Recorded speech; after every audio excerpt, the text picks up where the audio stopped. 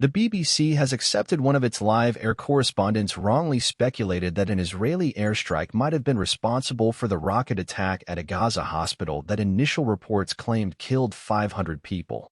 As Israel denied involvement, we accept that even in this fast-moving situation it was wrong to speculate in this way.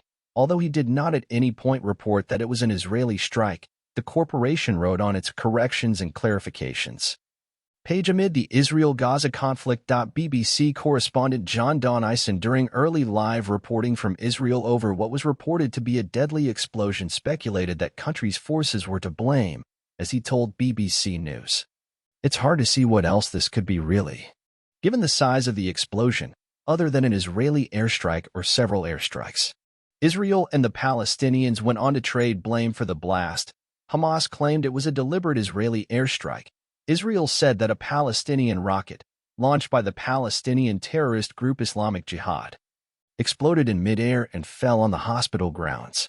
The U.S. has since confirmed, via an independent assessment, that a Palestinian Islamic Jihad rocket misfired and hit Al-Ali Hospital.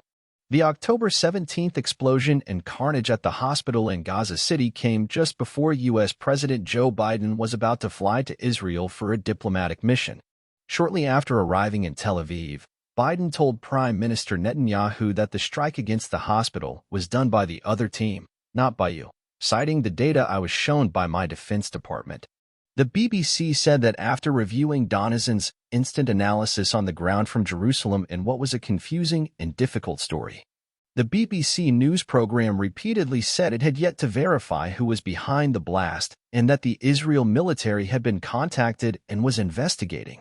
This doesn't represent the entirety of the BBC's output, and anyone watching, listening to, or reading our coverage can see we have set out both sides' competing claims about the explosion, clearly showing who is saying them and what we do or don't know. The BBC added about claims and counterclaims that emerged in the immediate aftermath. The BBC was not the only major news outlet to misreport the hospital rocket attack. On the night of the explosion, the Hamas-run Gazan Health Ministry put the death toll at 500 or more dead, which was subsequently reported by many U.S. outlets. According to the New York Times, American intelligence agencies have since assessed the death toll to be between 100 and 300 people, with the total likely closer to the lower estimate.